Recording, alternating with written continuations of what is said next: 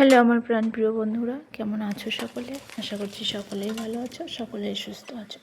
তো দেখো, আমি এখানে জলপাইয়ের আচার বানাচ্ছিলাম। দেখো, জলপাইগুলো প্রথমে ভালো মতো ধুয়ে, তারপরে জলপাইগুলো অনেক পেকে গিয়েছিলো, সেই জন্য সিদ্ধ করতে হয়নি। তো তারপরে দেখো, কড়াইয়ের মধ্যে প্রথমে শুকনো মশলা গুঁড়ো করে ভেজে নিলাম।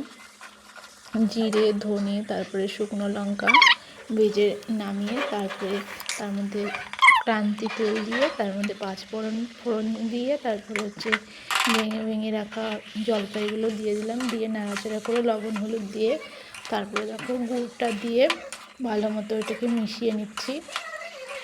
গুড়টা গলে গেলে হালকা একটু ভেজা ভেজা হবে, ততক্ষণে আমি এদিকে ভেজে রাখা মশলাগুলোকে গুঁড়ো করে নিচ্ছি।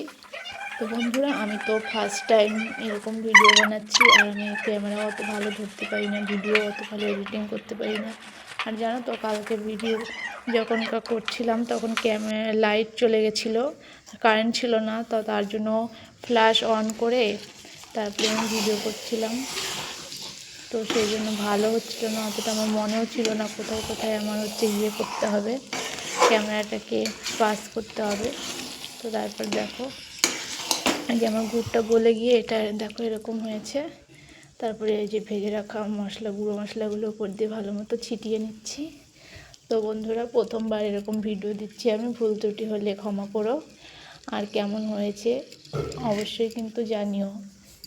জলপাইয়ের আচারটা দেখো লাস্টে এরকম হয়েছে দেখতে, খেতে কিন্তু হেভি টেস্ট হয়েছিল। তোমাদের দেখতে কেমন হয়েছে অবশ্যই কিন্তু কমেন্টে জানিও তোমরা।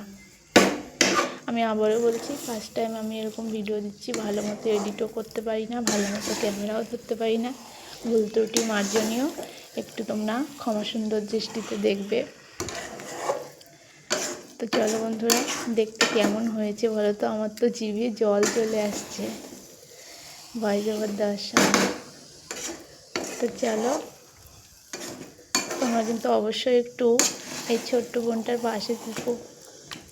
কেমন হয়েছে কমেন্টে জানিও। টাটা।